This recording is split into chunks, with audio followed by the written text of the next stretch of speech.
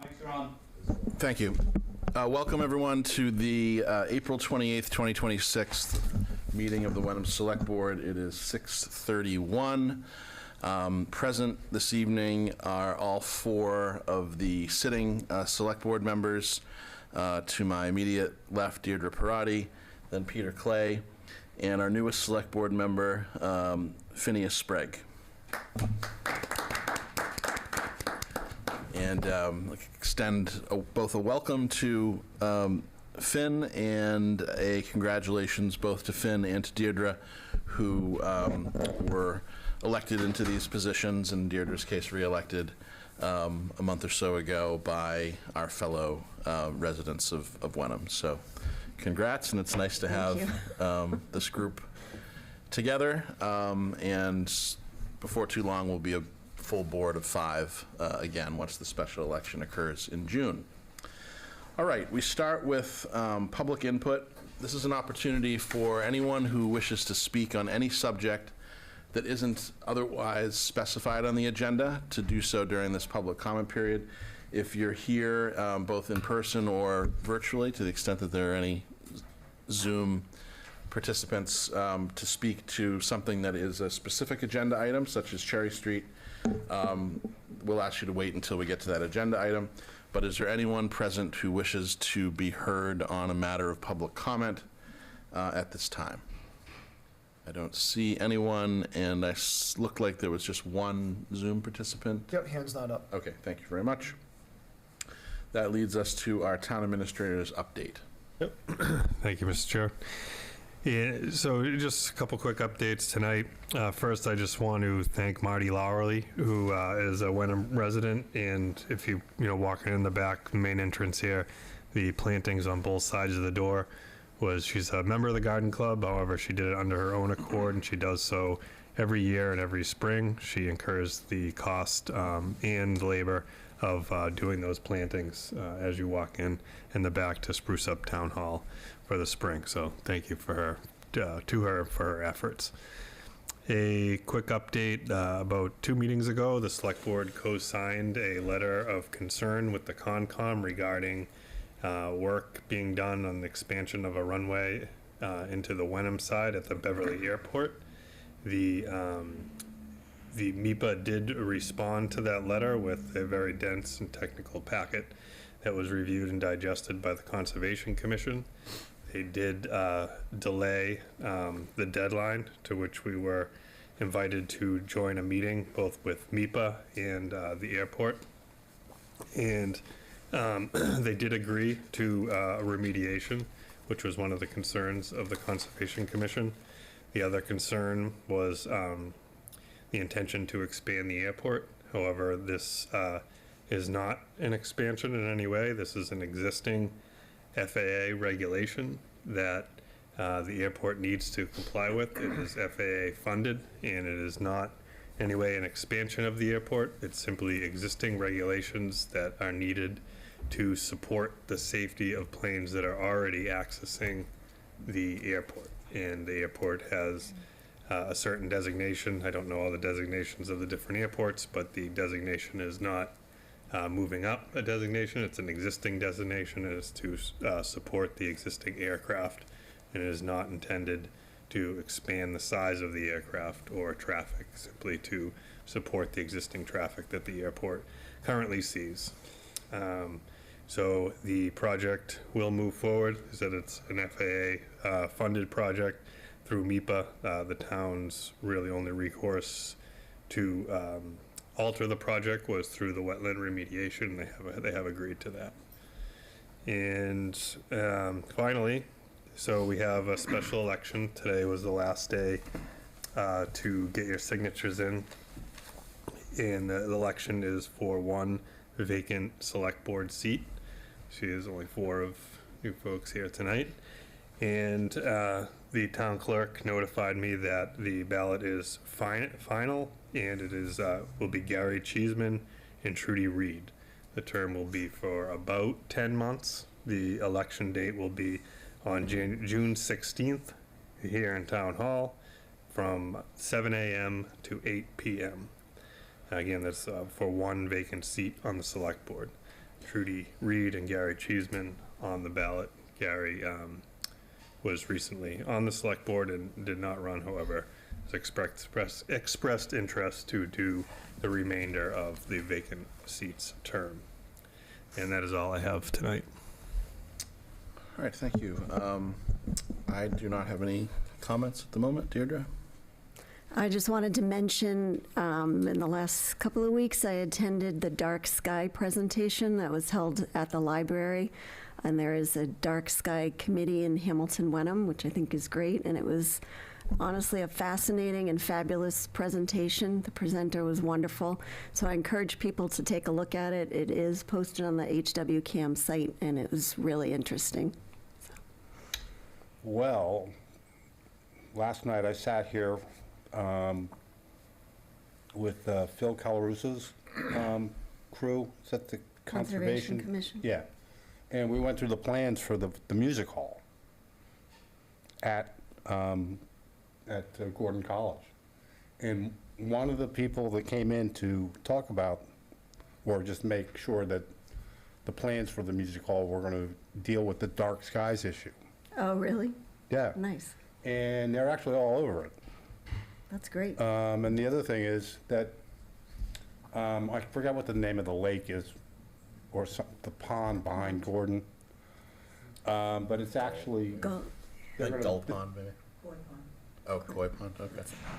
they're actually gonna move the new building back away from the pond. So they're really being very smart. And then the second thing is, and I can't believe I can't remember this woman's name, but any of those people who read the Globe, like 2 weeks ago, there was a Hamilton Wenham female lacrosse player on the cover. Nice. And they're really good. I mean, they're undefeated.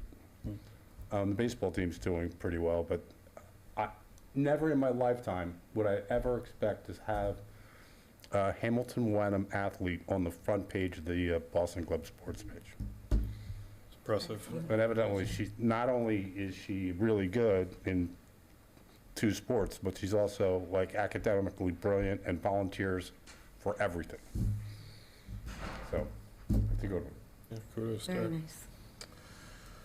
All right, Finn, this is an opportunity to just make any remarks that you wish. Nothing too complicated. I just want to thank everybody that voted for me, and I'm really excited to be here on the board and work with the administration of the town and my fellow board members. I've been volunteering for the town for a number of years now, and I'm really excited to be able to help even further. And so I'm looking forward to reviewing all the items for tonight's agenda and all the other weighty matters that we're going to be reviewing going forward. So thanks, everybody. Welcome. Welcome, thank you. So the key people you need to know are all sitting 1, 2, 3. Yes, they're on the y-axis, I guess. All right, so that brings us to item C, which states on the agenda, welcome to newly elected board members. We've sort of done that, so welcome again, and very much looking forward to working with you as well. Finn is our newest member. And then there's a note about a discussion regarding select board policies and procedures, which, Steve, I think you're going to comment Yeah, on. so we have, we'll send you, we're putting together a packet of all the policies and procedures that the select board has put together. And also one of those is an onboarding procedure that I know Diane Bucco worked on a lot when she was on the select board, and Deirdre is working to update. So some of the information's a little dated, it's a few years old, but things change pretty quickly. But that will be coming to you as well. And then any questions, obviously. They're all public policy. There's nothing, nothing. We're actually working to get them up on the website so that, there's nothing, no secrets or anything, but just we have a packet that we'll get over to you as soon as it's ready. Great, thank you very much. Yep. Great. All right, that moves us to item D, discussion and possible vote on the reorganization of select board positions, including chair, vice chair, clerk, and financial officer. So this is an opportunity to accept any nominations for those 4 positions. Okay, I'll move to appoint Deirdre as chair of the select board. Second? We have a motion and a second to appoint Deirdre Parati as chair of the select board. Any discussion? Okay, we'll take a roll call vote, starting with Finn. Finn votes aye. Peter? Yes? Deirdre? Yes, thank And you. Ben is yes. So congratulations. Thank you. Thank you very much. Would you like to switch seats? No. Okay, good. But you get to now control the I agenda. might need some help. Yeah, I don't have a gavel to pass or anything, but That's the what we agenda. Get your Rogers. There you We go. need, There's we not need yours. Roger's gavel. Thank you. Much appreciated. I'm looking forward to a very productive year. It's exciting to have a new member on the board. Finn, welcome. Very happy to be back. And as Finn said, thank you to everyone who came out and voted in the elections, and congratulations to all the winners. I think it was a great turnout, wonderful election, new school committee members, really excellent. Okay, on that note, how about a vice chair?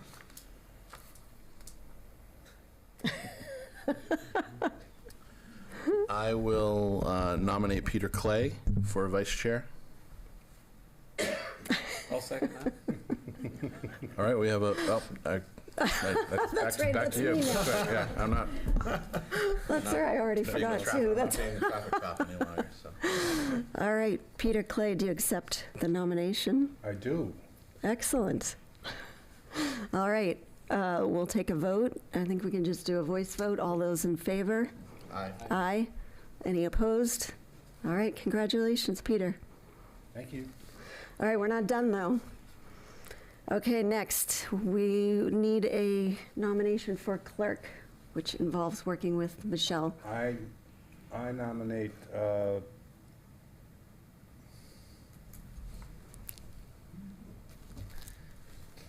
no, he's going to be the financial officer of the select board, don't you think? I think Ben just was clerk in the There you go. last, yeah. I have been the And it's a good way to, All right, so Finn, if you're willing. nominate Finn for clerk of select board. Second? Finn, is that okay with you? Yes. Yes, thank you. Michelle does a fantastic job with the minutes, so there's not a lot you need to do. Okay. All right, we moved and seconded, voice vote, all those in favor? Aye. Aye. Aye. All right, congratulations, Finn. And that leaves our financial officer. Seems like Fair my, nominate. my job to nominate Ben. Do I have a second? Second. All right, all those in favor? Aye. Aye. All right, I guess we all have jobs now. Yes. Excellent. All right, I'm going to backtrack for one moment to do the consent agenda.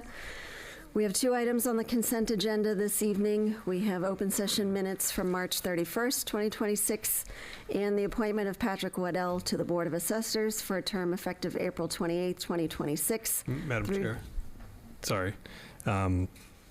The request has been to delay the appointment of Patrick Waddell until he can get here, which evidently Oh. might be slightly past 7. Tonight he's coming? Yes. Oh, okay. So if Sorry, we want to take that all take back. the minutes, take the minutes, and Take the then minutes. we can do, I guess, Patrick, if the board's willing, after 7. Okay, do I have a motion to approve the minutes of March 31st? So moved. Second. All those in favor? Aye. Aye.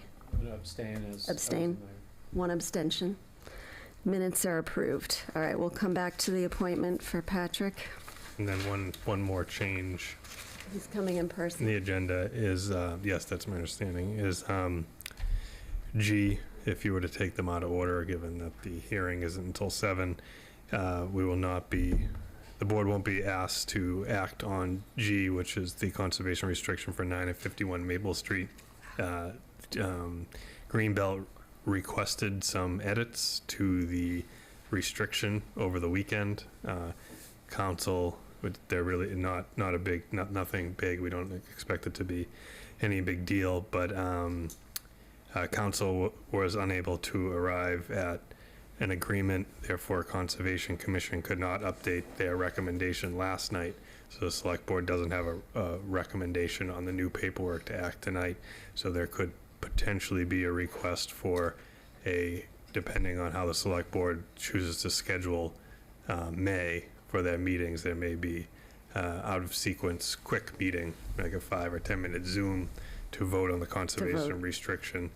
given the timing and the need to get it submitted. Other than that, those two changes that we should be good to go. Okay, so we'll hold the poll hearing until 7. All right, so we'll move to H, discussion and potential vote on 24 Cherry Street, matrix of potential development scenarios. Steve, you want to introduce? So, at the last meeting, I believe we discussed the state is starting to move forward again with the Cherry Street, 24 Cherry Street, which for folks that are unaware is a state-owned property. It used to be a small group home that the state ran. However, it's been in a dilapidated state for approximately the past 10 years, and now the state is looking to dispose of it. However, they have invited the town of Wenham to comment and participate in the drafting of the RFP to ensure that what does get there ends up being there through the disposal is something that the community wants and we believe fits. So at the discussion last meeting, there were a couple points brought up. One was the appropriateness or the select board's appetite to increase the minimum required count of 3 to allow for 5 units on that site of affordable housing, and also the need to determine how much or how many funds the Affordable Housing Trust would be willing to commit. They had some concerns making any commitment coming out of the last meeting, given the vagueness of information, and that, it's a state project and we will unlikely actually be able to, we can't present to the Affordable Housing Trust a, architectural drawing of what is actually going to go there in the bedroom count. So the select board discussed coming up with a matrix that Kate Mallory worked on and we can share here, and, reading the, going back to the tape and reviewing, it appears that, this matrix is kind of to help the state draft the RFP in a way, a kind of a decision-making guide, in that, starting from the top, working down to the bottom is, most preferred to least preferred, knowing that, the state will dispose of the property and there will be a redevelopment there, but, what would we like to see?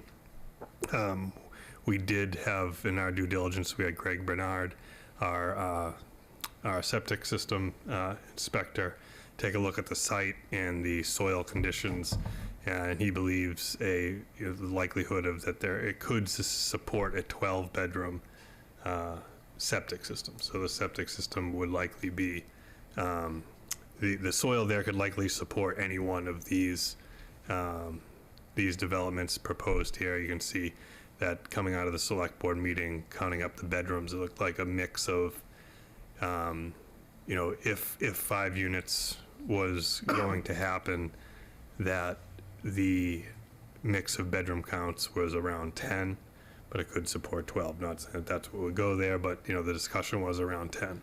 So we also sent this to the state for their feedback. They felt that it was extremely helpful and that it is something that they could work with and incorporate into the RFP.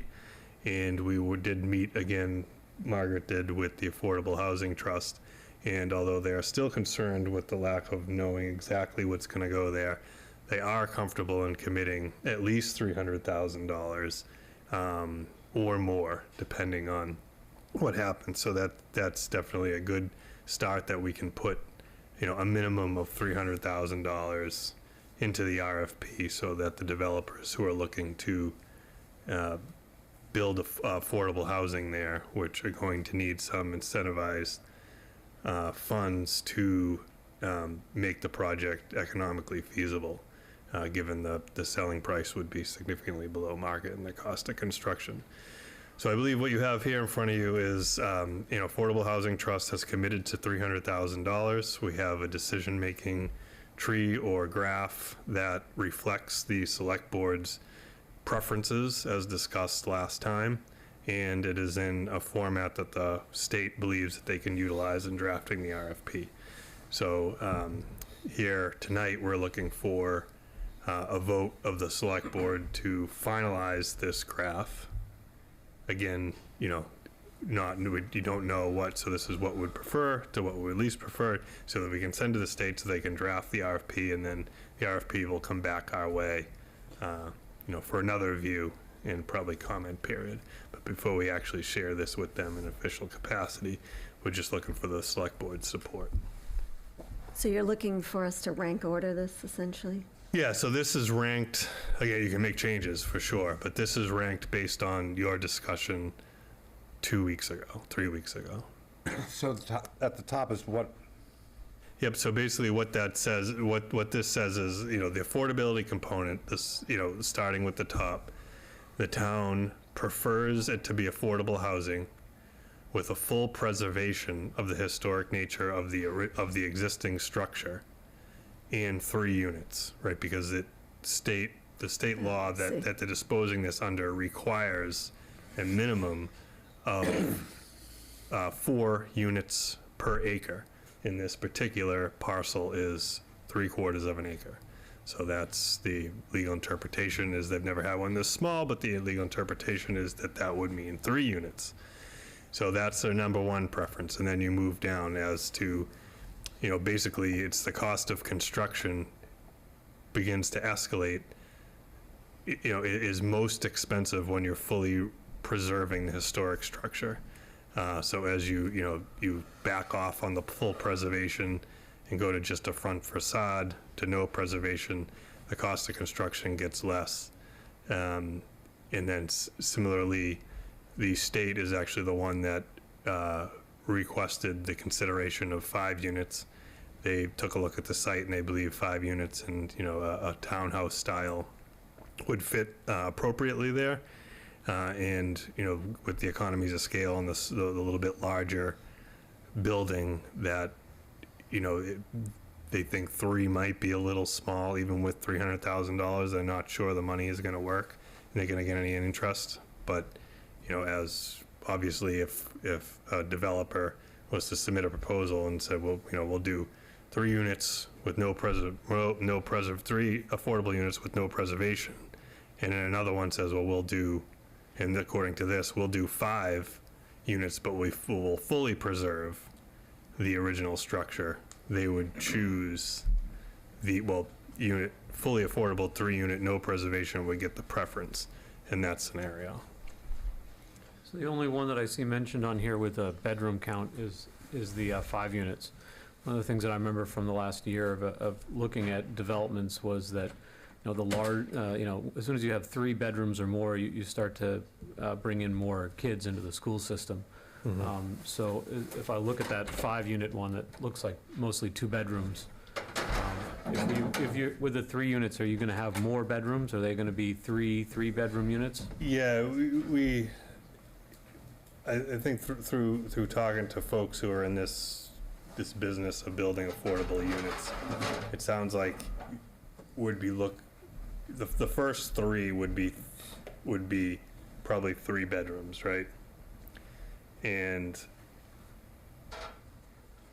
then, you know, then the extra could be like 2, like a barn out back could be 1. And I think that the 3 bedrooms, because they're looking to build things that are economically feasible. So you'd look for something, you know, a first-time home buyer, small family, maybe with 2 kids, so that elevates the median level of income that you can use, so that elevates the cost of the building structure that you can sell.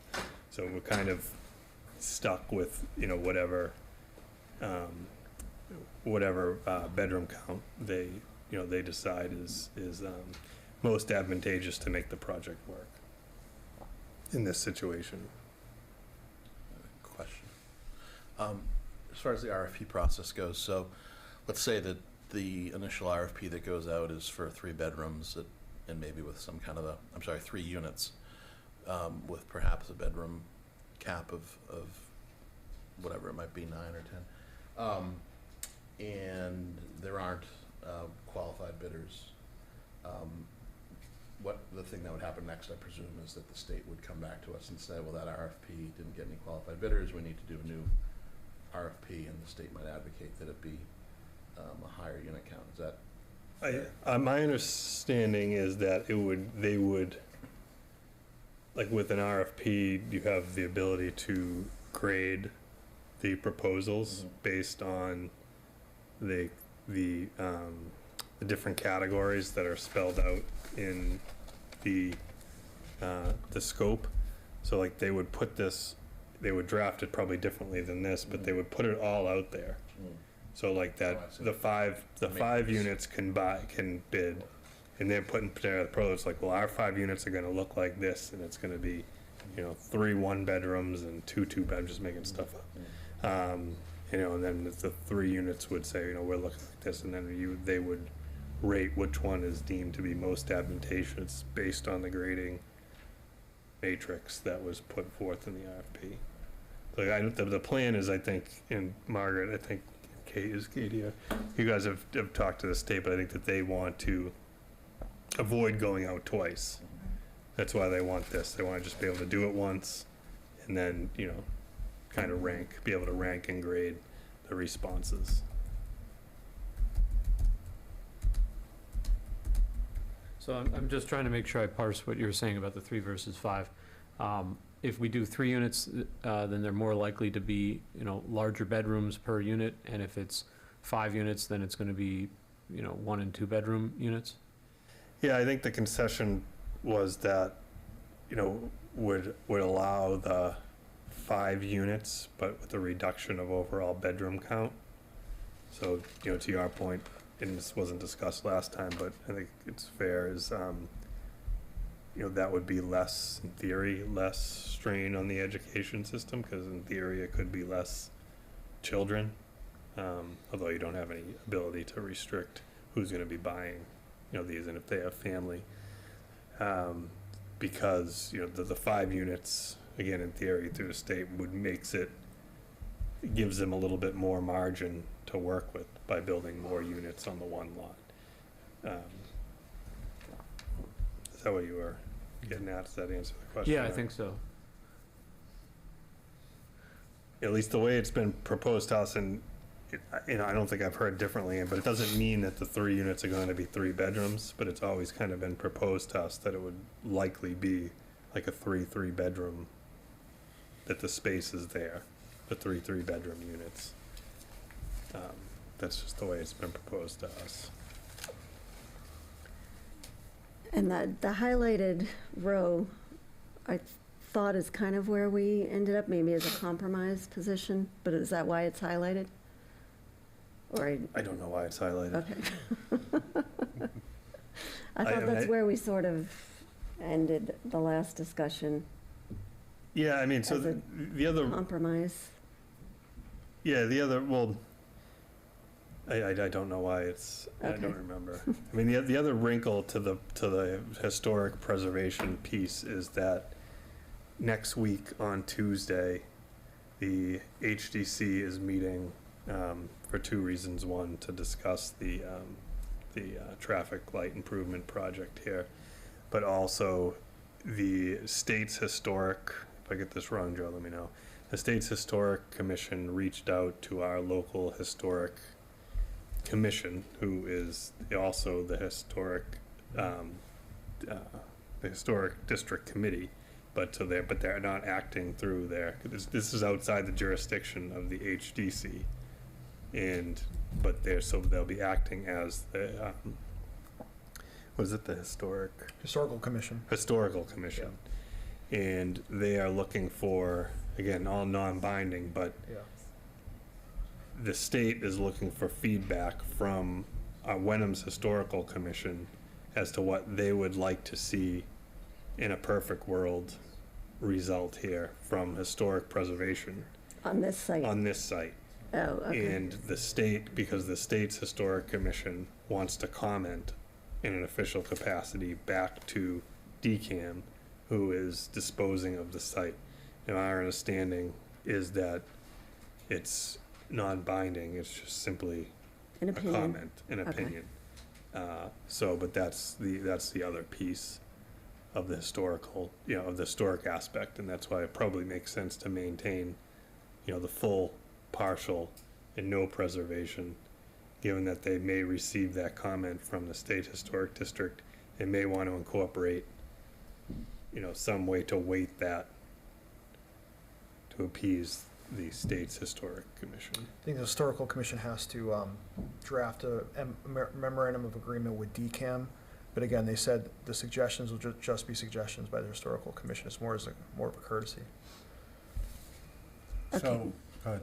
Well, I was just about to say, for me, I'm more concerned with the facade preservation than actually preserving the entire building. But I guess now that may change with other opinions. What were you going to say, Peter? Well, I can pile on to that, but didn't we talk about, if you think about the neighborhood and the neighbors specifically, I don't want a 5-unit building in there. Yeah, and that's, And you're gonna have all those, you gotta create parking for all of them. it's certainly a valid opinion. They did look at the site. They do believe there's appropriate space for up to 5 units. We But did- they're not thinking about it in terms of the neighborhood and the neighbors. Yep, that may be. We did send, just for your information, we sent out an abutters list. Was it 150 or 300 feet? 300. 300 feet surrounding the property. And it looks like there's a few folks here tonight too, Madam Chair, from the neighborhood to comment, to alert them of this discussion tonight. And we also had some information on the webpage and social medias to also alert them of this discussion. So, but no, definitely a valid opinion. I think probably one that's shared. Do we want to hear All from right, them? so, yeah, that was my next question, but before we get to that, because it is 7:05, do we need to pause this discussion and take the poll hearing? I think it can be a Think- little bit later as long as it's not before, but it's up to the board, the Yeah. poll hearing. The National Grid rep is here, I see. Yeah, why don't we just, it's up to you, It says up to you Patrick. really, but we can be done with this in Patrick's about 5 minutes. Patrick, we were going to come back to you, if that's okay. Yeah, as long as it's not prior to 7, but it's up to the board. It could be How many people are in the? 2. Okay. Is anyone here for the poll hearing? You're from National Grid, right? Is it- Oh, No, okay. Dawn isn't a butter. Okay.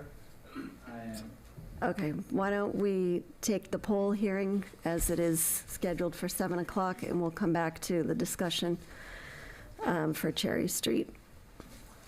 Okay, so it is 7:06, and we're going to open the public hearing. The Select Board of the Town of Wenham, Massachusetts will hold a public hearing related to petition by Massachusetts Electric Company doing business as National Grid and Verizon New England of 1101 Turnpike Street, North Andover, Massachusetts, to consider a request to locate poles, wires, and fixtures, including the necessary sustaining and protecting fixtures along and across the following public way: School Street, National Grid to install one JO pole on School Street beginning at a point approximately 245 feet eastern of the center line of the intersection of School Street and Arbor Street, and continuing approximately 0 feet.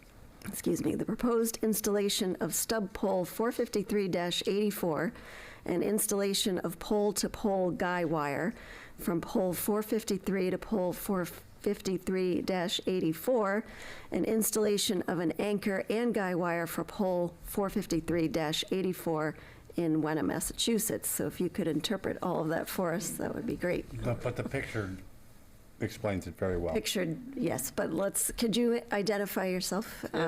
And My name is John Jenkins. I'm a design engineer from National Grid. thank you. So the proposed work began with that pole 453, which is at the intersection of School Street and the school driveway. It's a three-phase junction pole, so it has our primary overhead coming down School Street, down the school driveway, and diagonally to pole 1012. And it's in pretty poor condition and it's leaning really badly because of the tension coming this way and this way. So we'd want to install a pole across the street in the right-of-way and guy to that pole, and then have an anchor and guy going down to the ground behind that pole, just to decrease the tension on that junction pole overall. And this is all company work, so it would be on us. And there'd be no outage required. And we would schedule it around either a weekend or school vacation to not interrupt the school traffic. Great, thank you. Questions from the board? So the stub pole is the one that you have as an open circle in the diagram there, and it's basically just it's going to be on the other side of the road. And by stub pole, it's not going to be carrying anything. It's just there for support of this pole that's leaning. Yeah, it would just, on our end, would just have guy wire, so just a metal cable across. If it's joint owned, I guess technically Verizon could add either guying or their cables to it, but we wouldn't have any secondary or primary on it. I think this goes into the COA building lot. Yeah, Is that so right? 10 is the COA building. And I should mention that the drawing's a little bit off. It should be to the left of that black line going down the center, because I think that's technically private. So it would be like a few feet over to make sure it's in the public right away. To the left? I thought 10 was the COA. It is. That 6 is a private residence. 26. Yeah. So maybe that is in the right place? Because 10 would be the town property. Then yes, I guess that is the right place. Sorry. So can I ask you a question? Mm-hmm. I'm sorry, your name is? John. Peter. John, that P445384, Mm-hmm. that looks like it's right in the middle of School Street. That's just because it's that School Street section is the whole right of way, so it's not just the actual street lines. It's the distance also after it to be. Okay. I just wanted to be able to accurately convey that there's room for the pole and the back anchoring. Right, okay. Because we would also have a sidewalk fixture, so it's just going to be like 5 feet out, I believe, behind it. I'm just looking at the Google Street views of this. So this is basically just, it looks like that the pole, if you're going to put it directly across the street from the existing pole, it may be kind of right on the property line between the two lots, 26 and 10. There looks like there's a small tree there that might be impacted. But We would, I know it wouldn't be directly across, it would be kind of on the angle to catch the tension coming from this way and straight back. so sorry, would it go towards 26, towards 26, or would it go towards 10? More into 10 or more into 26 here? It would be probably right around the property line, yeah. Okay. We have at least one abutter, so let's take some public comment. Don, did you want to Yeah, should I? come up to the mic, please? Don, if you could just give us your name also and location. I'm Don DeBlock. I'm at 7 School Street, so I'm at the, Number 7. We got you. yeah, but the pole that I'm concerned about is 453, because it is leaning significantly, and you mentioned that. But in the last 7 years, I've got this big drape of cable right now. It really is moving, that pole. And every time somebody from National Grid comes, I mention it. So just want to make sure that gets straightened, because it's toppling. John, do you know what he's? Sounds like they Yeah. heard you, because that's Yes, I the know. impetus, right? Yeah, we have that one written up to be replaced. And then, I'm not sure if you noticed, they added an inline pole after that, because before it was a longer span. So this is pole 453, then they added this one. Okay. So that takes off some of the tension, Okay, but it was already leaning. yeah. So that loosened the slack between the wires, so that probably, Yeah, because Drooped the it a little line bit. between the Council on Aging and that pole is it really taut right now. And past it, it's sagging, there's that much movement in it, so. As long as that's straightened out, I'm happy. yeah, that one's gonna be replaced. So that'll be fixed for sure. The pole that I'm petitioning for will just help keep it Yeah, straight. so I'm fine with that. Okay, Thank you. thanks, Don. Any other comments from the board? Any other public comments? Okay, I think then we can move to F, discussion and potential vote to grant Massachusetts Electric Company doing business as National Grid and Verizon New England permission to conduct poll work as discussed above. Do we have a motion? I'll move to grant Massachusetts Electric Company, doing business as National Grid and Verizon New England, permission to conduct pole work to install one JO pole on School Street, beginning at a point approximately 245 feet eastern of the center line of the intersection of School Street and Arbor Street, continuing approximately 0 feet. The proposed installation of stub pole 453-84, and installation of pole-to-pole guy wire from pole 453 to pole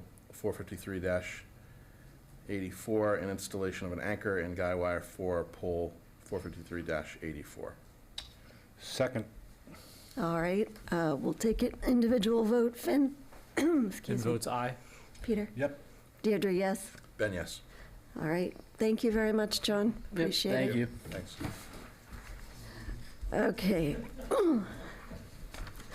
I'm going to back up momentarily to discuss the appointment of Patrick Waddell to the Board of Assessors for a term, excuse me, effective April 28, 2026 through June 30, 2028.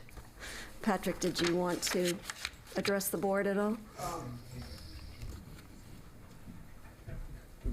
Patrick Waddell, 5 Great Pond Road. I just want to say that the Board of Assessors has really stabilized, and I think we've done some really great work. We've eliminated all undocumented adjustments to property values, which has been fantastic. You can't put an adjustment in without documenting why it's there. So, and I want to say Terry has done an amazing job taking over as primary assessor, and I thank her for taking on that role. Thank you. Thank you, Patrick. Thank you. Yes. Thank you, Terry. And also, Terry. First appointed assessor in history. Oh, good point. Steve is pointing out that this will be the first appointed assessor in Wenham's history. Congratulations. Patrick, thank you for serving already on the Board of Assessors, and thank you for being willing to continue. And we are also big fans of Terry, so thank you, Terry, for all your hard work. So we have to vote on this, right? We do. Can I have a motion, please? I move that we appoint Patrick Waddell to the Board of Assessors for a term effective April 28, 2026 through June 30th, 2028. Second. All right, all those in favor? Aye. Yes. All right, congratulations, and thank you, Patrick. Thank you. Thanks for coming this evening. Okay, let's go back to Cherry Street. Michelle, could you put the matrix back up, please?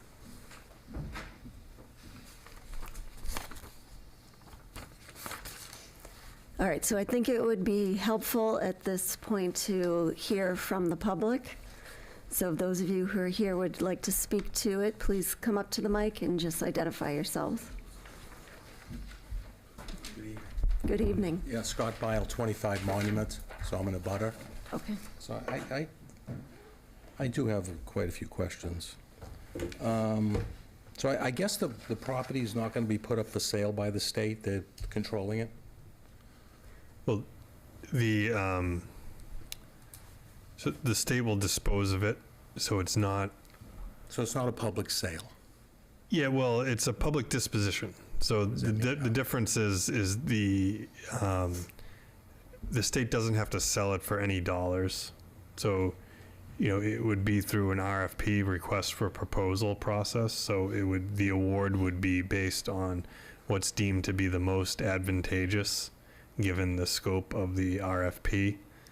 And that doesn't have to be based on price. So it is in theory, I think the expectation is such that if it was fully affordable and 3 units, that the state would likely give it away for, $1 or $0, whatever. Understand. That's their point, right? Yeah.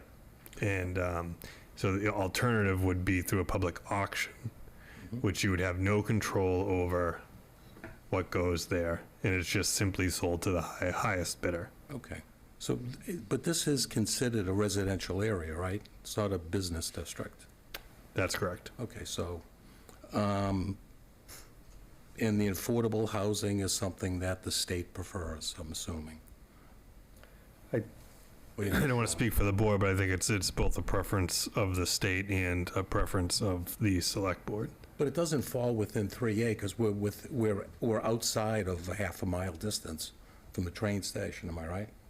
This has nothing to do with 3A, but So it does not involve 3A at all?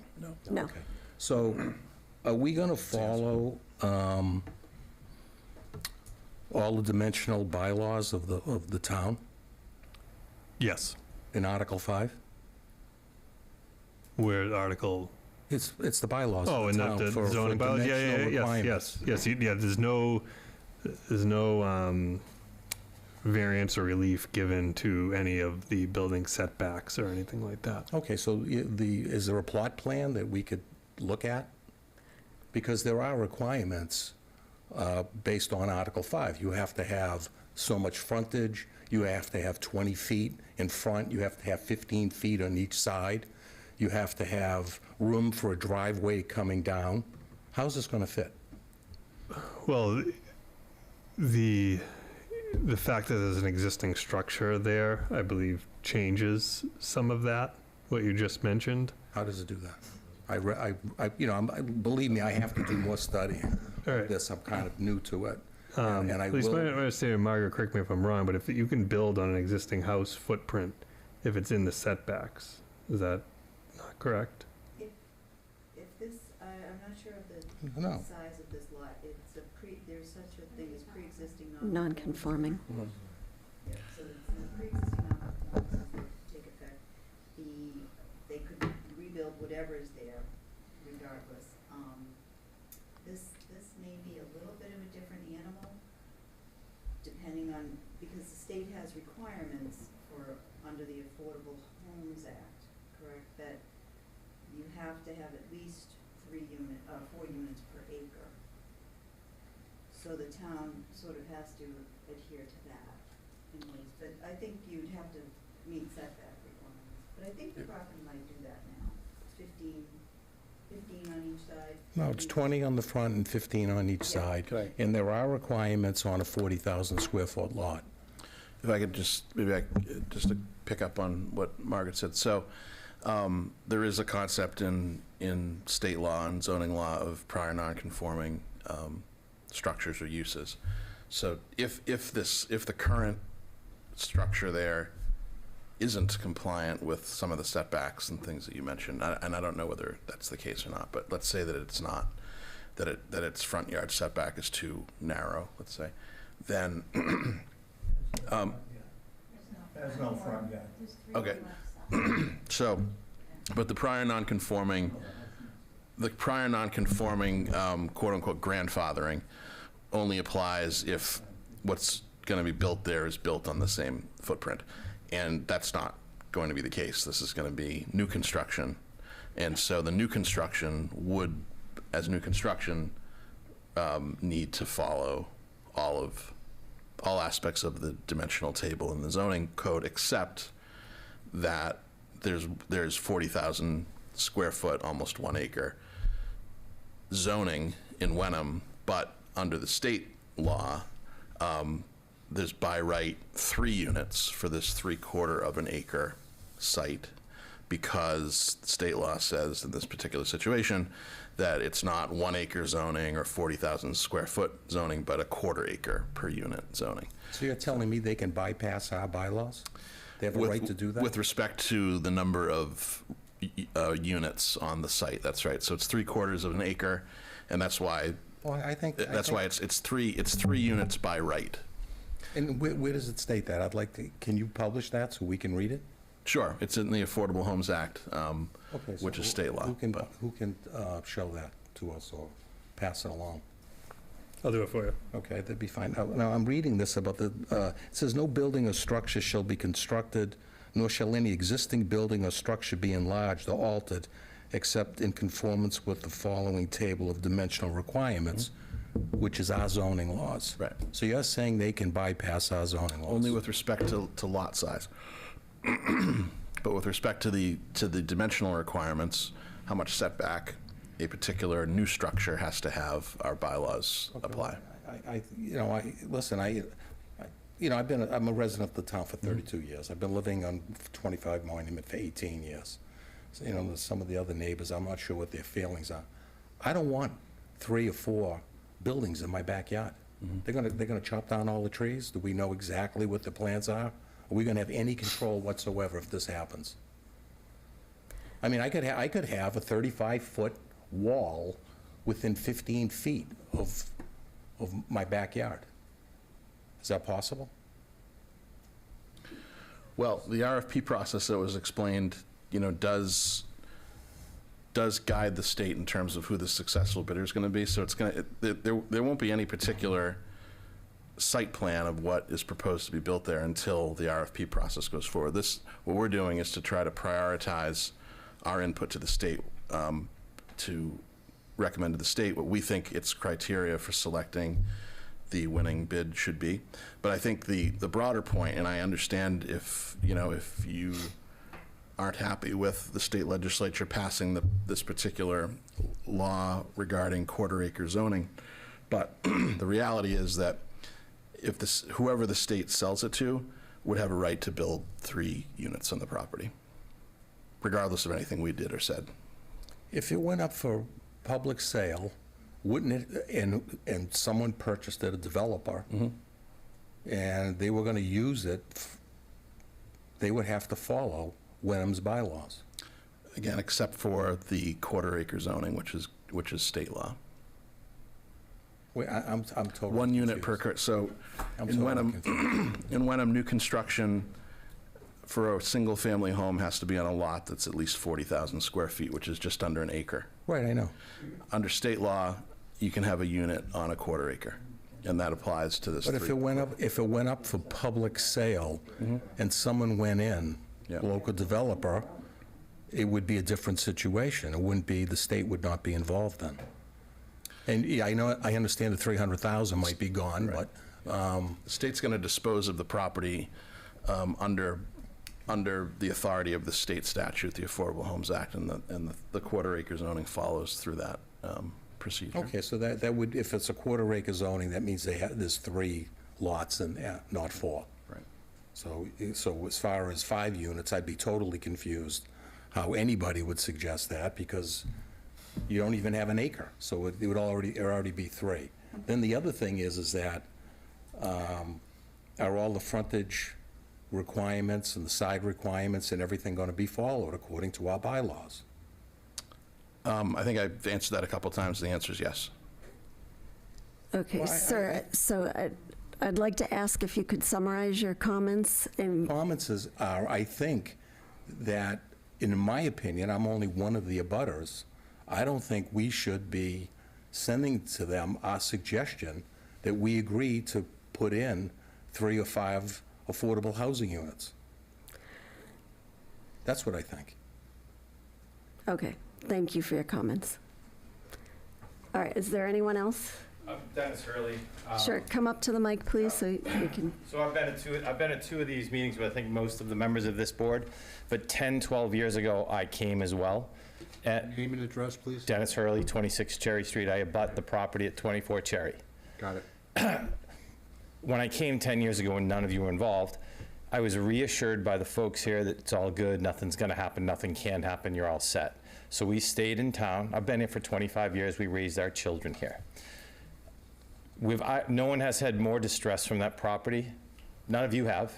I have lived with the most of it, and my wife and my kids, especially when the group home was there and everything was happening. Public emergencies, calls to the house all the time, blah, blah, blah. Every single person here, Dave, Tom, the Consolazios, Lisa, we've all lived with this property. And to hear, and when we came in the last 2 times to you guys, I left with the understanding that you asked us what were our thoughts. We said we wanted the town to have control and ownership over it, because I thought that the state was coming in and you guys didn't know what you wanted to do, and should Wenham own and possess it and make the decisions with it. I thought that's where we ended up.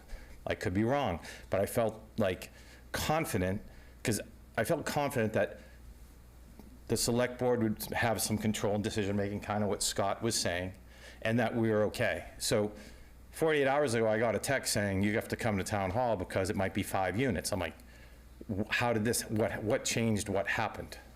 So I'm not as learned or as savvy about this as you guys in land use law and development, but I would like you guys to think that we have been here for a very long time, dealt with the house, and now I kind of feel like if that happens or goes in, I want to stay here. If you do that right, if you come and look at my property, come and look at the sight lines, look, it's a whole wooded area. You're going to change that. The whole Cherry Monument Street, I would argue, is quintessential Wenham. That's us. There's pockets of our town that identify who we are. When you change that whole thing, on that whole, everyone walks their dogs, they do that run, that's the loop. You drive through it to get anywhere you need to go.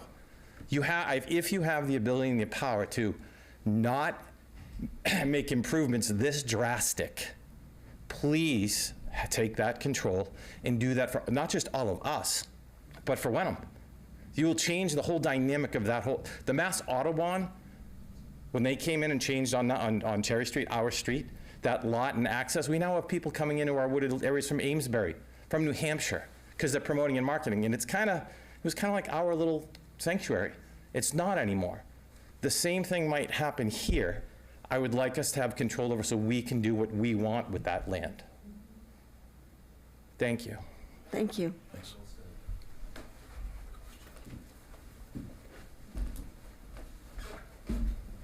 Brian Consolazio, 22R Cherry Street, also in a butter.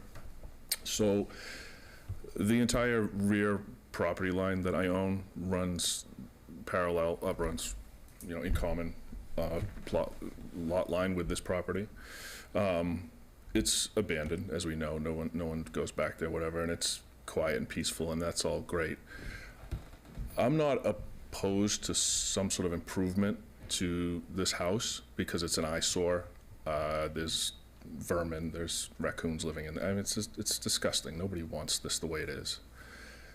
My question is there a scenario where this becomes a single residential family home that we could have neighbors where it doesn't, and I don't want to sound like I'm not a proponent of low-income housing or affordable housing, but in this particular scenario, the way the property is, and I don't believe, I mean, we can look at it, but I think the frontage is going to be a problem. It's a non-conforming house as it stands now on the left side and at the end of the curb. I don't know how you build 5 units. That's preposterous to me. 3 units is a stretch. And how you get a driveway in there, and how I'm not going to have headlights just beaming through, my house with cars coming and going for 5 units in there. None of this makes sense. This is not what this neighborhood is. But is there a scenario where a single-family home could be put there, and that you would approve it, and that you would agree with it, and not try to make something out of this property that it's not? Like, yes, it's a 30,000 square foot lot. 3 townhouses, 5 townhouses. Again, to Dennis's point, come on over and take a look. Do you think that makes sense? Because I don't. And not only because I'm in a butter, but I'm just looking at it. I'm in construction as well. I look at this and I say, this lot's going to suck when you're done with it. It's going to be awful. You're going to be like this. And that's not conforming. So again, I don't know how that works. But my point is there a scenario where a single-family home could end up there? Which, again, I think most of us, if not all, I don't want to speak for anybody, but would be a reasonable solution. Make a nice single-family home. Have a nice property, have a nice neighborhood. Why do we have to do this? Why do we have to jam something in here that just doesn't fit? I think there's an awful lot of discussion about this. I don't know. I don't think that anybody in this room is in agreement with any of this, for what it's worth. So, can anybody answer my question? Is there a scenario where a single home gets put there? And if not, why not? Got it. Yeah. I mean, I think the reality is that it's highly unlikely that there would be a single-family home there. The only scenario I can envision where that would occur, given that the state controls its disposition and the state is going to want to have a project that maximizes the by right residential component, which is this quarter acre, would be if there isn't a proposal that can meet the other requirements of zoning, like setbacks, and still fit 3 units. It may be that 3 units that are a smaller number of bedrooms can fit, but that 3 3-bedroom units can't fit. I mean, the engineering hasn't been done because it's no, bidder yet to, to propose exactly what the plan would be. So that, in my mind, knowing a little bit about this area, it would be only if other aspects of zoning couldn't be met to support 3 units. Excuse me. If that were the case, it's at least theoretically possible that a bidder could come forward and say, okay, I still want to do the 3 units, but I know that I need zoning relief for this setback or that setback, and then they might need to go to the Zoning Board of Appeals or the Planning Board and seek a special permit or a variance to achieve those things, and then that board would decide whether to grant the local relief. But the bottom line really is that the state is going to assume that that at least 3 units can be built there just based on the quarter acre zoning. And what does the town say about that? I mean, Peter commented earlier, it's, look at the neighborhood. It doesn't seem like this is a popular choice. Are you advocating for a 3-unit? Are you representing our neighborhood in a way that we don't want to be represented? It seems a little convoluted to me. Not to take sides, but what side are you on here? Are you going to get bullied from the state like they have all the say? Or is Wenham going to stand up and say, hey, hold on, let's do this responsibly. Let's keep the integrity of the neighborhood. Is anyone here going to help us out, or are we just on our own? Because this isn't going to fly if it's going to be that way. It's going to get ugly, I can tell you that. That's a great question. Where do each of you stand on this issue? I feel like you're wishy-washy, and I feel like you're just being, dictated, like, what is the state going to do? I don't think that the state, yeah, they own the property, but it's our town. Let's hear what they feel. I'm going to leave it at that, but my level of disappointment's pretty high right now. Okay, are there other comments from the public? Yeah, I have one other question. It's quarter acre zoning, 3 units. Could you return to the microphone, please?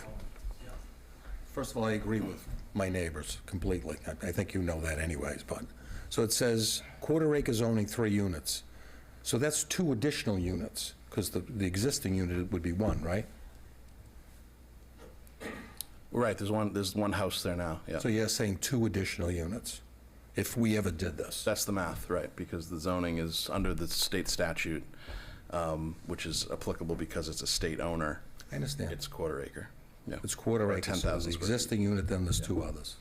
I think Brian's question is fair. We would like to understand how you guys feel.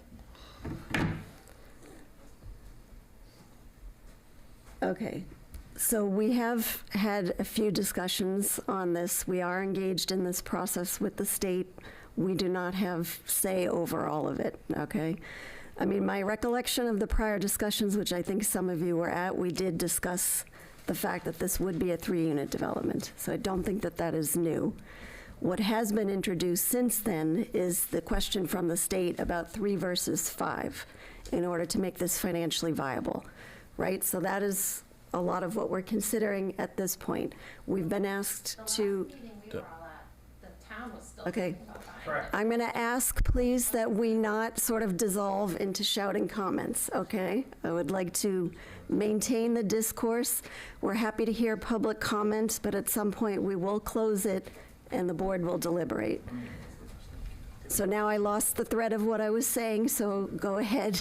Please identify yourself. Lauren Consolazio, 22R Cherry. It would be really great if there was a plot plan up here, because I think maybe then you could see the impact. But like my husband said, literally our entire backyard looks at this lot. And for the Hurleys, their entire backyard is on this lot. And it's not like just little fences back to back, it's woods. But just to your point, the last time we were all here, which was when we were notified, the city was still talking about buying the property. There was also talk about making it just available for someone to buy. And then there was a third option that I think we all voiced nobody was a fan of, was the 3 units. So it's escalated really quickly from the town buying it to 5 units. And I know, of course, that nobody wants 1 million units in their backyard, but if we could see the plan and you could physically look at the lot, to imagine 3 properties there and the driveway going all the way down, it's a long, skinny lot. It doesn't, and a septic system. It would completely change the entire feel of the whole neighborhood. And I would dare to say we'd be impacted the worst, because we would have lights just shining into our bedroom every single night, right down the driveway, whatever that traffic is. It would be terrific if somebody could put it up. I know we have technology and you could really see what it looks like. Has anybody gone down there and looked at what this site is? There's got to be other spaces in all of Wenham to fit 3 units that would be less impactful. That's all I can say. Thank you. Madam gonna Chair, go on there the is record someone saying- online as well with their hand up. So. Okay, go ahead, Peter. What's going on, Joe? It's an online comment. Go ahead and make your comment, though. I think 5 is insane. I will say this, that if we do 3, and I appreciate what you're saying about headlights, but, I mean, that could be mitigated over time with, appropriate. Please come walk. Yeah, Can you Okay, please let's come- not hey, get if you wanna into- Come walk the lot with us and look at it, because it really is affecting not just us, Okay. but the whole corner. I'm going to ask you again, please, to try to refrain from shouting comments from the room, okay? Because that's not an effective discussion. All right. Would you like to comment? Please identify yourself. I would love to. Michelle Hurley, 26 Cherry Street. We have been at a multitude of these meetings, and I feel like, to piggyback on what Lauren said, I'm a little confused, because I feel like the takeaway from previous discussions and meetings was we lost, it sounds like, the option for this to go to like auction or private sale. I feel like we just skipped over that and we've gone right to this proposal. Was that ever like addressed? Was that ever like put out there? Was it ever in the paper? Was it ever? No, my understanding is that, so the state, we keep referring to this Affordable Housing Act as a law that requires the minimum of 4 units per acre. So we're deeming this 3/4 of an acre, so 3. Which is not. It would be that law gives the state a mechanism to dispose of the parcel. The state would have to petition the legislature for special legislation to dispose of it with other zoning, which they don't want to do. They don't want to do, or we haven't? No, we have. They don't, their preference is to use the existing legislation that gives them a pathway to disposition. This is where the state lies. Housing is a big deal at the state right now. And this is all their marching orders is to move in this direction. So this is their parcel. This is not the town's parcel. And if, say, We've negotiated with them to be as involved. Reach out to the state, is there a point person? Like, who have you been speaking with? Like an independent person? Probably your best would be probably the person most involved in this process. That would be the best person would be Sally Kearns, who's your state rep. And she's been out here to look at the property? As far as I know, yeah, she's been pretty involved with it. Really? Could Could I add something? Because I totally appreciate what all of you have been saying about the message that you received the last time. I mean, we've had several times that this has been on the agenda, but I think the last time that it was, publicly kind of disseminated it might have been my first year on the board, which I think was 2022. And so I appreciate that the range of options that were discussed then were different. But the Affordable Homes Act, I knew it was somewhat recent, but I just looked it up. The Affordable Homes Act that instituted this 4-unit per acre zoning, which as Steve said, is obviously intended to, from a state policy point of view, as everyone understands, is intended to, try to build housing stock in the Commonwealth, was passed in August of 2024. So that's when the quarter-acre zoning came into play. So just so that there's an understanding of the timeline and why the ground has shifted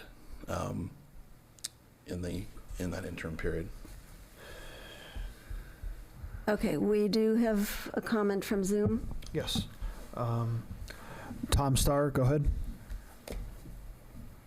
Tom, if you could identify yourself once you're unmuted.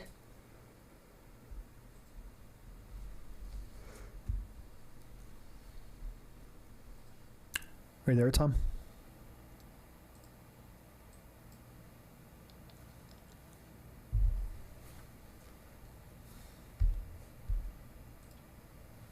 There it goes. Tom, can you hear us?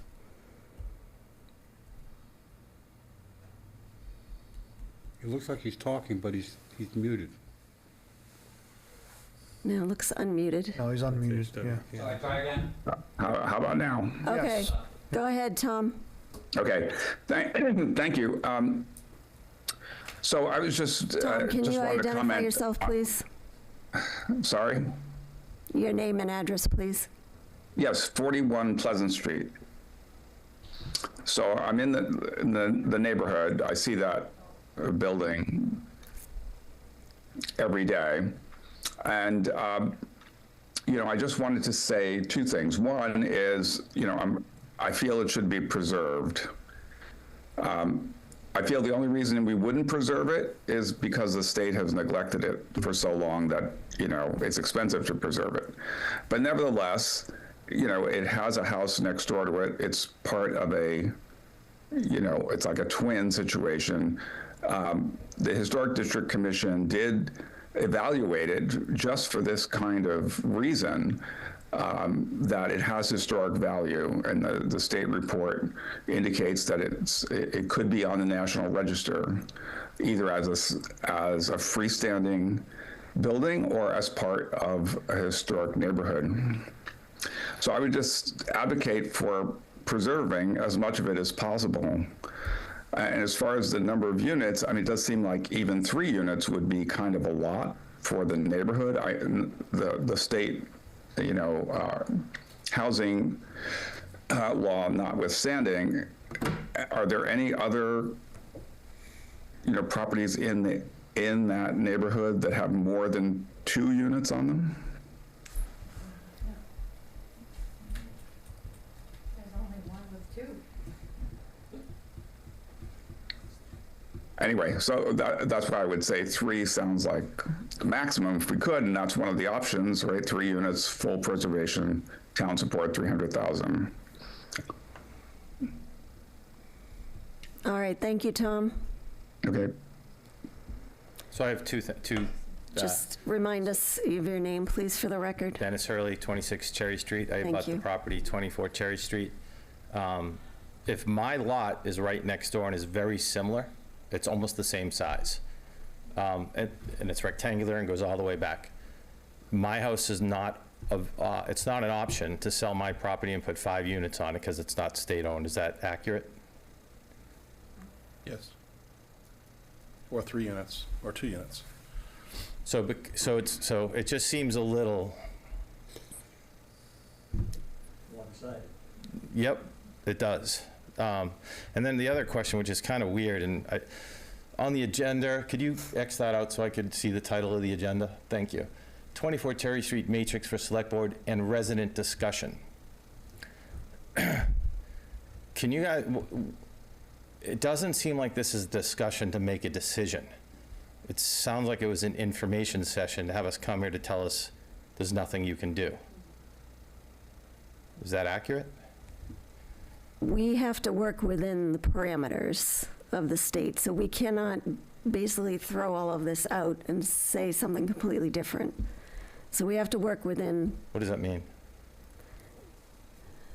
So what Steve and Ben have been explaining, that it is a state-owned parcel, that they have the by right ability to construct 3 units on that lot.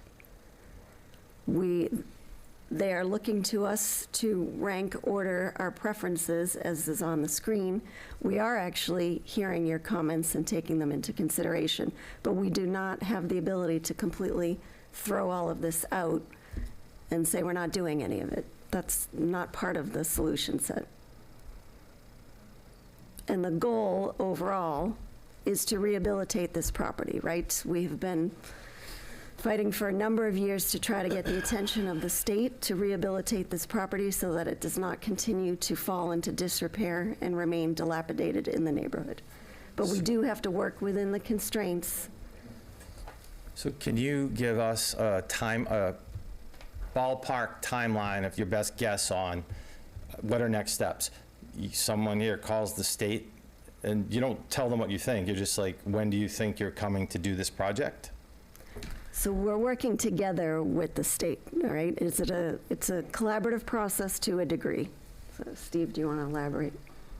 Yeah, so it's the state property, it's the state's disposition. They have, and they don't have to invite us into the process, but they have allowed us to participate in the process.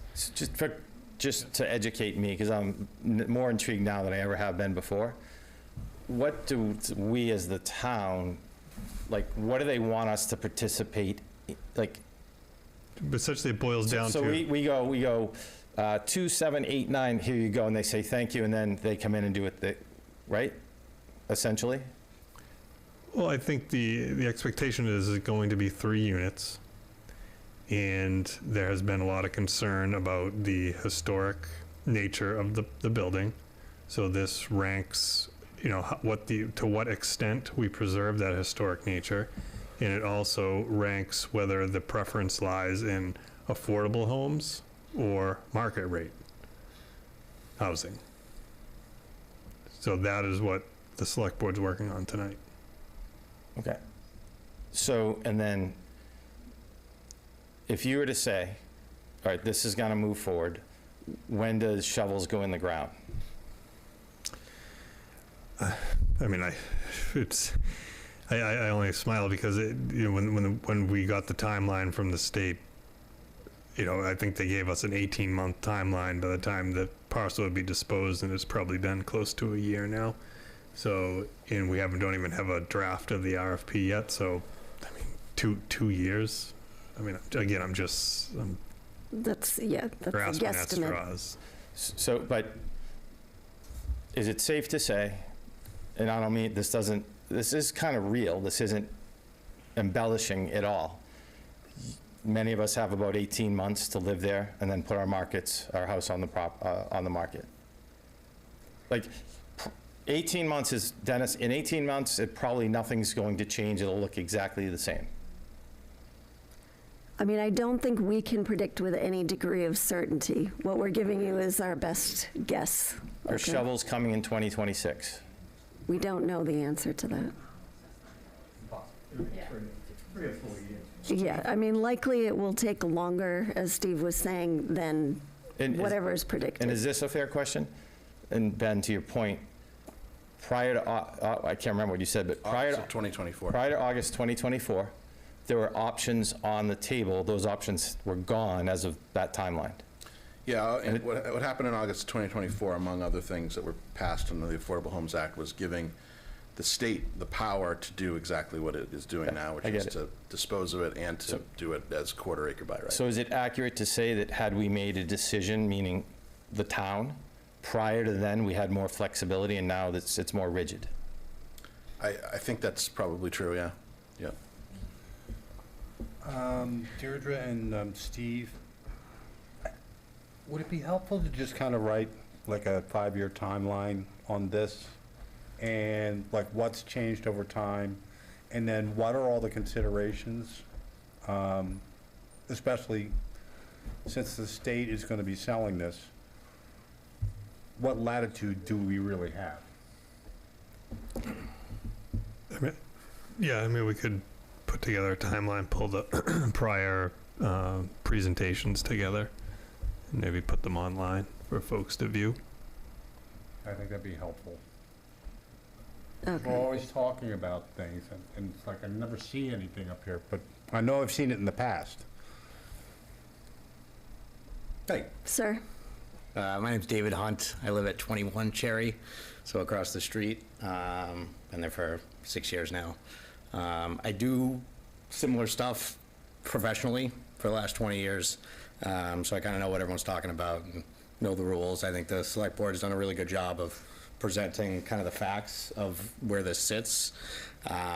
In my opinion, right, I echo all of my neighbors' concerns. You know, it's really kind of two fights, right? We can legally fight a law or try to work with them. And they did ask for our feedback. The feedback is this right now. I think that feedback could potentially look a lot differently for this RFP, right? The state asked Town of Wenham, what do you guys want to see in the RFP? I think that is not right. I think that using everyone's concerns, we work together, you know, and I think it's going to take some time of a couple working sessions. Maybe we can get an architect to like draw up a couple schemes so we can look at it and be like, wow, this might work a lot better than just saying, here's our favorite, you know, we want 5 units, blah, blah, blah. You know, I think one question that I do have for the group here is, you know, like the state, I understand that it's a minimum density of 4 units per acre. Is that correct? So there's no chance we can go below that. I mean, if the state auctioned it off publicly and if someone put a market rate house, you know, that lot's gonna go for way more than $1, right? So the state makes more money. I think that we, as neighbors, are interested in probably putting together a plan where, you know, I don't think anyone is saying they don't want affordable housing. I think that would be a piece of it, although there are market rate options up here. I think that to understand from the neighbors what they think about the historic preservation would be interesting, because I think that that is a path that we could go down to potentially put this in our favor, where we want to just build where the existing building is, and maybe there's 2 units, maybe there's 3 units, and we kind of work together. But I think just, you know, the town sending this off to the state tomorrow based on this discussion is too quick, and we could thoughtfully talk to the state about what we want in that RFP to kind of, you know, not put the cards in our favor, but to, you know, respond to everyone's feedback here, which would be, I think, a lot more helpful. So thanks for everyone working hard on it. This isn't fun. People are passionate about it, but I think we can get together and potentially, you know, make an outcome that works for everybody, because I don't think we're changing the law from the state. So I think that, you know, we can do our best, but that's not going to happen. So I think working together is the best thing we can do. Thanks for the time. Thank you. So should we have a working session on this? A smaller group, a couple of them, a couple of us? Do we have a deadline that we have to worry about here with the state? I mean, there's no hard deadline, but they've already sent us a letter, and this was a while ago, but, you know, expressing their, you know, desire to move forward, that they've decided to dispose of it. They've surplused this parcel, and they're going to move forward with the disposition, and they're going to, you know, allow us to comment on the process. So, you know, is there a hard deadline? No, but I think you do run the risk, to, particularly how granular you get in the feedback, of them just being like, you know, this, you know, we're just going to go ahead and move forward with the disposition. Do we know whether there's somebody at DCAM that we've been dealing with who would participate in a public forum? I don't know. I can get that answer. I don't know their willingness to participate. So that's another speaker. One more. Lisa Bile, 25 Monument Street. I just want to make clear, so the public auction option is officially off the table, or it is not?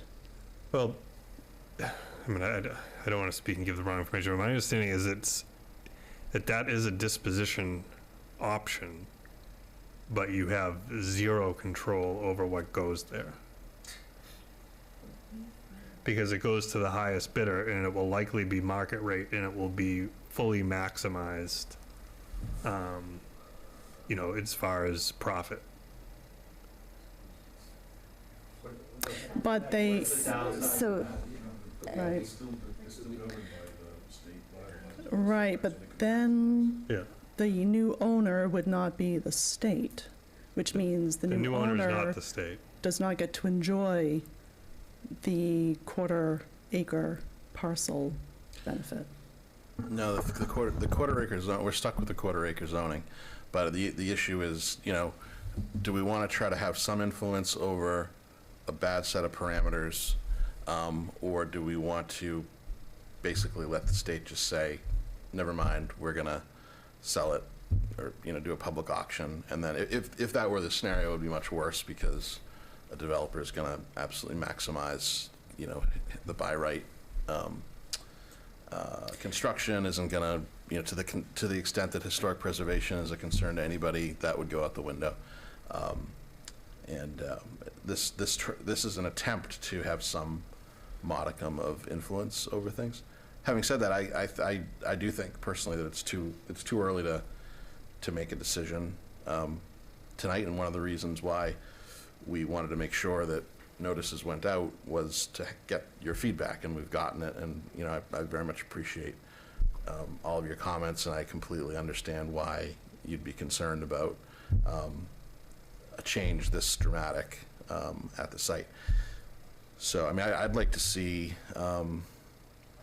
it would need to be on a fairly short time frame, but I'd certainly support a working group that maybe had some structure to it, that had, some set number of abutter or neighborhood representatives on it, and to ask DCAM if they would send a representative to a meeting. I doubt they're going to do more than that, but who knows? If it's productive, maybe they'll do more. Anyway, to me, that makes sense in terms of more discussion, more understanding of the options straight from the, from the state's mouth, I think is probably helpful as well. And maybe that also gives a sense of what some of the constraints might be on, on site plan and setbacks and that sort of thing. And then I also think there should probably be a more formal walkthrough of the property as well. I agree with that. Okay. Finn? Yeah, I'd agree.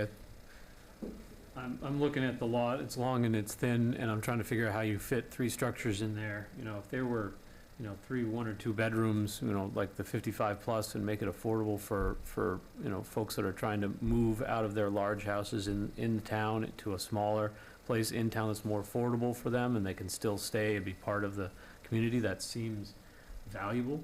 But I understand also, the concerns about, that there's more people going through that lot than there have been before. So I'm happy to, to hear more and participate in, the process you described, Ben. All right, thank you. Okay, thank you. Tom Minetta, 36 Cherry Street. Can I ask you, committee here, what's the sense of this meeting? You ask us, we give you our answers and everything else, and then you sit there and you tell us we can't do anything. So it's a waste of time. You could have done this all with a letter and said, this is what's going to happen. We have no choice. We've been here now talking for over an hour and a half. And every time someone comes up here with a suggestion, you give us, well, that's the state. They have control of it. So what are we doing? What are we doing wasting our time with this when you could have wrote a letter and said, this is what they're doing to that lot? We don't have a choice at all, not a choice at all. And I'm further enough away that this is not gonna bother me, but it's gonna bother my neighbors. And I like them, I think. So, you know, it's just that, it's just like that castle they built up on Cherry Street on the left-hand side, going up. In a nice little neighborhood with small houses. They built a house out there that there's no land around it to walk, and yet a permit was given for them. For what? In a neighborhood that was so pretty, with little homes, bungalows? Now, you go, you right there in the corner, there's a castle. And if you can't put 40 people in that house and still have room, they got a problem.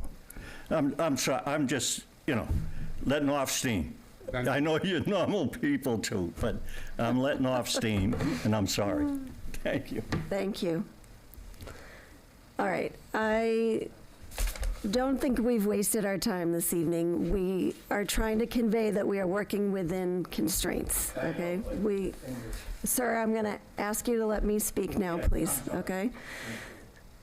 All right, I think we are taking on board all of the comments. We have heard you. We appreciate that you all have come here this evening, and we appreciate the concerns that you have raised. I think it is a good point. You mentioned the plot plan. That would be helpful. I do know the property from the street. I have not actually walked in there. I did not feel that was appropriate, but I do think a formal walkthrough would be helpful so that we can visually ourselves experience the lot and understand all of the things that you're referring to. So I'm sure that we can make that happen. I think the suggestion, from what I heard from my colleagues, is that there is agreement to attempt the working group, perhaps to try to draw this out. I mean, I do believe it has to be the three. I don't think we can do less than that in the solution set that we have talked about. Okay. But what I hear is agreement that that is something we're willing to do. Okay. So we're not trying to simply impose our will on this. It is our job to do the best we can for the town. You are part of the town, keeping in mind that we also have town goals, which include trying to create affordable housing, trying to preserve the historic nature of the town. Those are also goals, okay? We want to try to make the best decision we can, taking into account all of the factors. We hope that we can arrive at something that you won't feel like you have to sell your property to escape. I think that's not a good outcome. We were willing to do what we can, okay? But I think everyone needs to understand we are working within constraints. We do not control this entire process. We do not just get to throw everything out. That's just the reality, okay? So I believe now we've agreed. I don't think we need a vote, but we've agreed for a working group. I did hear, I believe, 2 volunteers from the select board. Is that correct, Ben? And Finn? Yeah, I was thinking about representatives from the neighborhood and, Right, but we need some of us. oh, certainly, yes, Yeah. yeah. We can only have 2. We can only have 2, correct. Are you comfortable with that? Sure, I'll attend. Let me know. Okay. Are you comfortable with that? With having 2 or being one of the 2? Being one of the Yes. 2. Yes, I'll be one. Time permitting. Right. Okay. All right, with that, I think, Do we have the abutters? Do we have? I mean, I think we do, but do we need a I think they should specific just reach out number? to Steve and volunteer for this thing. We don't need Okay. to try to nominate people or get them on board right now. Okay, so I think that's a good suggestion. If some of you, I'm not sure we can accommodate everyone, but we want to have a group that can actually work rather expeditiously to get to an end point, because the state is waiting and we do not want to just lose control of the whole process, okay? So perhaps you could confirm on yourselves and determine a handful of people who would like to participate, all right?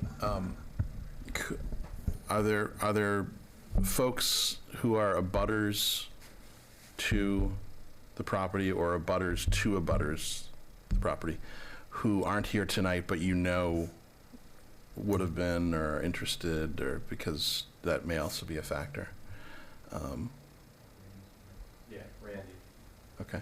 I also think that just given that state law under this circumstance and a lot of other circumstances requires that the people who get notice of things, and this is what occurred for tonight, are, as I just mentioned, direct abutters to the subject site or abutters to abutters of the subject site within 300 feet of that site, which is probably all of the abutters to abutters. So I do think that we should make clear, if my colleagues agree, that no representative of the neighborhood should be someone who does not fit those criteria. So it should be an abutter or an abutter to an abutter within 300 feet. And I think maybe we want to even, throw a number out there just so we have some, Number of people who would represent the neighborhood. Is that something that, The only just to try to question about move the ball forward that way? abutters is, I'm sorry, I can't remember your name. Yeah, David Hunt. You live across the street. That counts. That That counts. Across the street is considered an abutter. Okay. Yeah. Yes, given it was your solution, I think it might be helpful if you were willing to volunteer, but if you could confer with your neighbors and reach out, I don't know, I don't have a particular number, 4-ish. Yeah, so we're talking about 2 select board members. If we can get anybody from the state for one meeting, I guess they wouldn't be part of the committee, they'd be some sort of guest or something like that.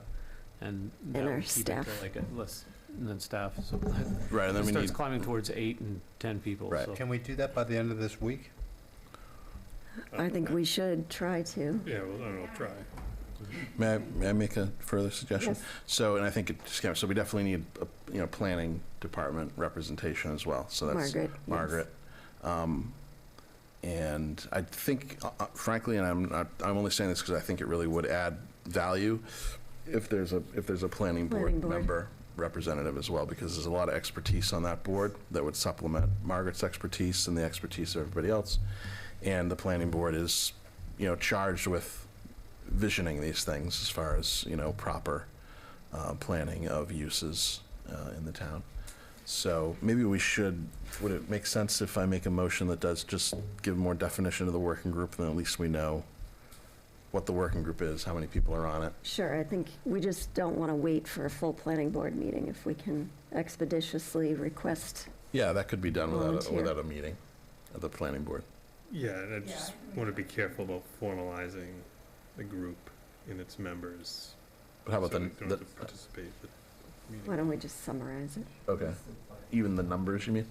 The numbers are fine, but like, Okay, so- officially, Why don't I do it this way? So I'm going to move that we delegate to Steve the creation of an informal working group that would include 2 select board representatives who've already been identified as Finn Sprague and Ben Timon, 1 planning board member to be identified, Margaret Hoffman, 4 members of the neighborhood, which is defined as property owners who abut to abut the locus, and abutters include properties that are across the street from the locus, and if accepted by DCAM, a representative of the state to participate in the working group discussion at the invitation of the town. And I think that would be everything. The only thing I would add is the small working group, they're done by Memorial Day. Yeah, I think it should be quick. It needs to be quick, yes, but It'd be quick. affordable housing. Well, I guess, Historic Commission, I would say no, because I think there's already an There's a- interest in, that's been identified as one of the equities here, and I just don't want to make it too unwieldy. That's my personal view. and they are already giving their opinion through this separate process with the state, so I think their views will be represented. Right. And the same with the Affordable Housing Trust. I think their views are represented. And we do want to move expeditiously. So can we There is a motion on the floor, Right. however. Can I second it? You can second it, thank you. And there's a member of the public. Ben, when you say a butter, are you saying a household or an individual, for instance? Individual. An individual? Yes. Okay. Yeah. So one representative from each butter household? Well, my thought was that, okay, yeah, however, yeah, We'll so, let you decide which one shows up. yeah, the pool, however many properties fit within the umbrella, under the umbrella of abutting properties or abutting to abutting properties, whatever that pool is, there would be 4 individual people, up to 4 individual people. And I think, and this is going beyond the motion a little bit, so I apologize, but I think, as has been stated, we would look to your group to self-select those 4 people. If for some reason you can't decide, then we would decide at our next meeting. All right, should we vote? Okay, all right, I feel like the motion stands as it is. I don't think we need to Yeah. redo it, so correct, yes. All right. I'm ready to move to a vote. Finn, I'll vote aye. Peter, Yes. Ben, Yes. Deirdre, yes. Okay, thank you all for coming this evening. We appreciate the input. All right. Thank you. Okay, we now have discussion and potential vote to update the Pleasant Pond policy. I'm just going to ask if you could have your conversations in the hallway because we're not finished yet, unfortunately.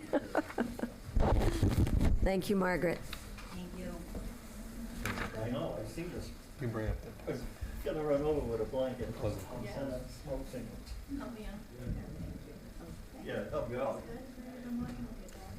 All right, so given the change from last year where we staffed Pleasant Pond with 2 gatekeepers on the weekends, starting, I believe it was Memorial Day through the end of school, and then 7 days a week through school vacation. We now will have no parking attendants there. The plan, as discussed, is to continue to sell parking passes so that the parking lot usage requirements does not change. You have to be either a Hamilton or a Wenham resident and in possession and display a parking sticker on your car that's purchased through the town clerk's office. The difference being this year is that there will be no parking lot attendants that will either let you park in the lot or not. So it's the honor system, but the police, like they always have the ability to ticket or warn individuals that are parked there. So to that extent, the last time the select board updated this was May 14th, 2024. So we're proposing an additional amendment that adds the highlighted portion above that says parking stickers are required to park in the municipal lot at Pleasant Pond. Vehicles without valid parking sticker may be subject to a parking ticket. We added this in part to resident concerns down at Pleasant Pond that folks would be unaware that they could get ticketed. So we're trying to make it clear by putting it on all our policies that are on the website. Additionally, we'll be purchasing signs through the police and DPW that will be put up around the parking lot so that it's very clear.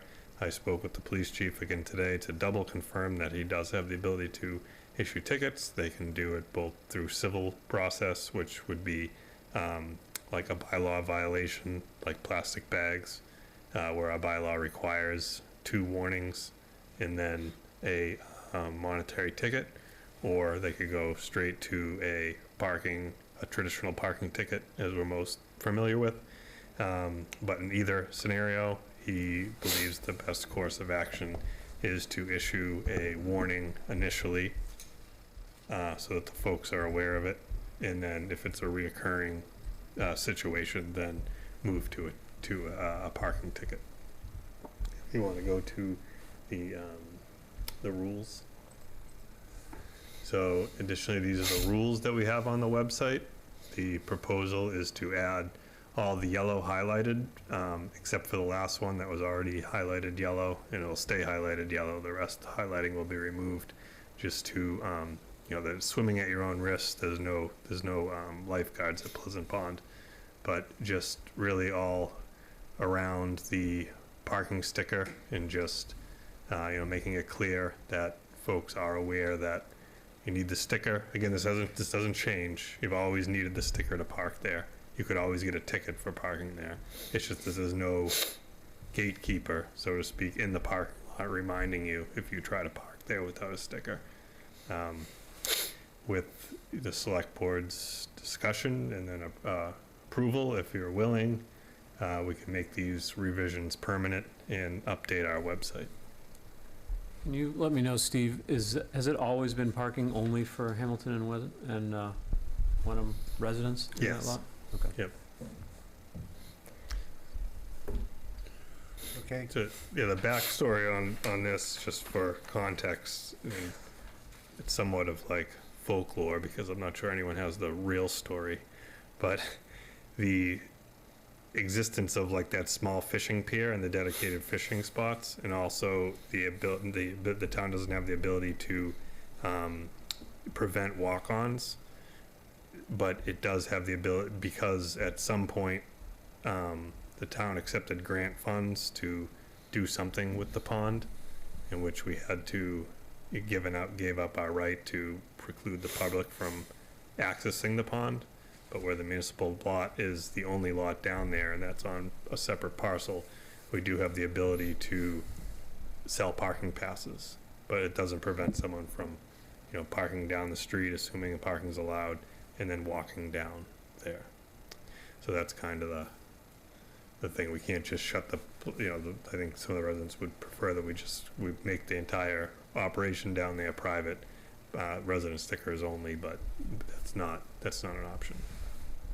So my understanding is the actual water of the pond is owned by the state, and therefore they control the fish stocking and timing and so forth. And the land, the lot per se, is owned by the town, as you said. I guess what I'm wondering about, because part of the usage is driven by when they stock the pond with the fish, right? The fishermen have permits to fish the pond, correct, through the state? But Yeah. they do, but how does their parking fit in with all of this? So my understanding is that we have to provide, and I don't have all the facts, but we have to provide some number of spaces, I believe it's 2 or 3 lots, spaces that are dedicated and maintain this small little fishing pier, sorry, I was saying spear, but spear fishing. But which is really nothing more, that's like the size of a pallet that you can fish off, but you can still fish from the shoreline. Basically we can't prevent, so one of the rules here is that, fishermen who are actively fishing and people who come with them in their car, as long as that fisherman is actively fishing, the rest of the folks that were in that person's car can access the beach.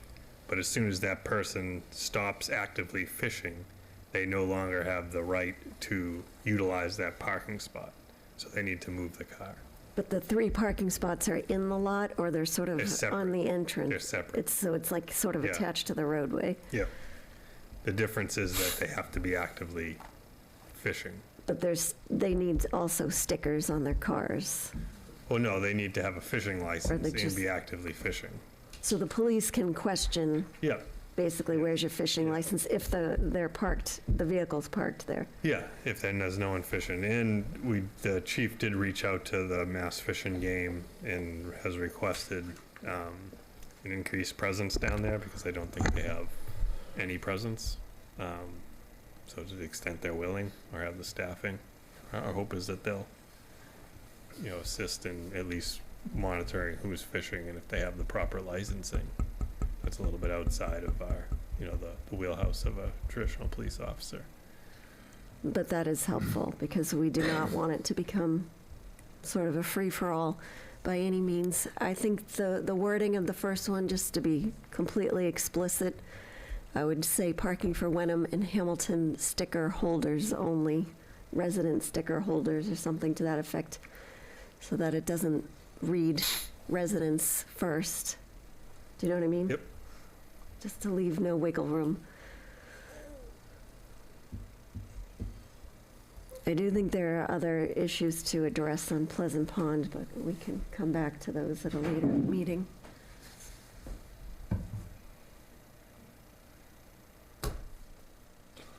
comments on? I enjoyed. Hold on, I Ben's go to- pondering. I was just gonna say, I'm pretty close to Pleasant Pond.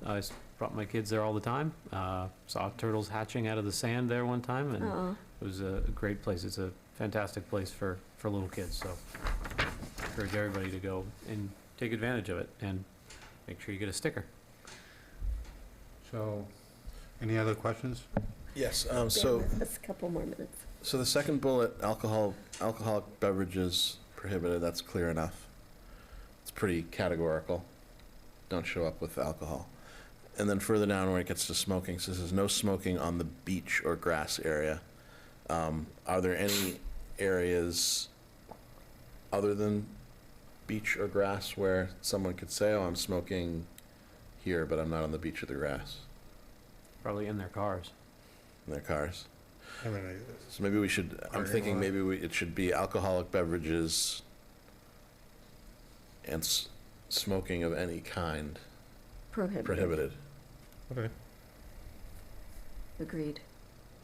And vaping or just smoking? I would include vaping. Yeah, I agree. I guess it could be separate bullets. It could be alcoholic beverages prohibited, and the next bullet could be smoking and vaping prohibited. Something like that. If you say smoking and vaping prohibited, does that get the point across clearly enough that that applies to tobacco or cannabis?